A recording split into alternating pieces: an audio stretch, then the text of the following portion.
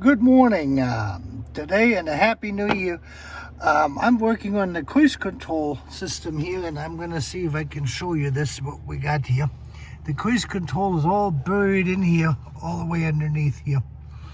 And I got the actuator to work, and now we're going to make sure we got all the connections. And I use 2mm banana plugs for those, which I just hook up like this to the meter leads, which I clamp, and then I can read the meter here. I'm going to put it over here so we can read it better.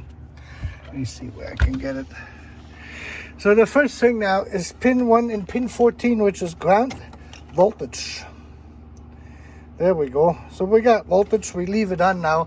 I disconnected the buzzer to get rid of the annoying noise, and I wrote down all of the pins I got here from the actuator up here. Off, on, or resume, accelerate, decelerate, and we will test them. And you can see this here. I'm going to have to do this with two hands, so I'm going to move the right one over to pin number 3. That's here, and pin number 3 is supposed to be the on-off, and we have an off signal and we have an on signal. So, and this one should also work. Nope. Okay, so this is only the on-off signal, which is a normally closed signal. Then we have the clutch signal, which is going out to the truck, out to the actuator, and then the motor, and then the thing. So we're going now over to pin number 2, which is the deceleration. So let me go to decel. Yep. Decel is working. Let me show you this here. Decel. And here. Decel. Decel. And now we're going to go to Accel, which is the next to the acceleration. This is pin number 4. Right here. Let's see. And that's working. Acceleration, and now comes resume.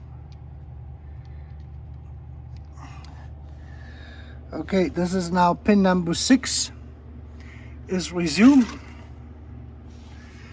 and we will see is to the front, and there we go. Yep. Okay. And now 8 is disengaged, and this is the brake pad. That's off right now, and here's the brake pad, and there it is. It is disengaging. Okay. And now we're gonna go to number 5 with the plus. Number 5 with the plus, and I believe we're going now into the mode 4. Yep. And here's the test of the diode. That is the diode on the clutch against ground. We have contact, and that's basically how that goes. And now we can go to 7 and 10 and check in ohms for the motor. So 7 and 10. 7 and 10 is here.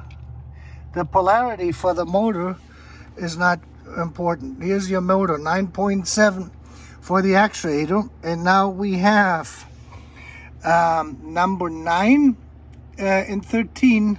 That is part of the resistor. And that is when you move it, 9 and 13. 9 and 13, here it is. 9 ohm, 5 ohms, and we should measure against the ground. 13, yeah, 14 and 12. Let me just see. Yeah, that's correct. And then you have a between the ground, and then you have 9 and 13. So when this moves, it changes the resistance on this one here. This is different than the one on the 123. And 11 is going to be, see if we go to ground, which is 14, you got 2.8 kilo ohms. So it is right now in the position that this one here, the wiper is really close now to pin number 9. So, and then between here from the wiper to the ground, you have 2.8 kilo ohms. So we're connected to the unit up front, to the actuator unit, and that got a free movement and everything else. And now the last question is the speed. So we should have the speed. We have all signals here, and that means I gotta pull out the unit and take it apart and see where the electrical problem is, to see if the computer is still working. That will be my next video. We know that the lever here, or the set unit here, whatever they call that, is working correctly. And we know that the connection to the motor, to the actuator, is correct. The resistor is correct. The potentiometer, resistor potentiometer, the diode is working for the clutch. So everything is there. Follow-up will be then the unit on the cruise control module itself.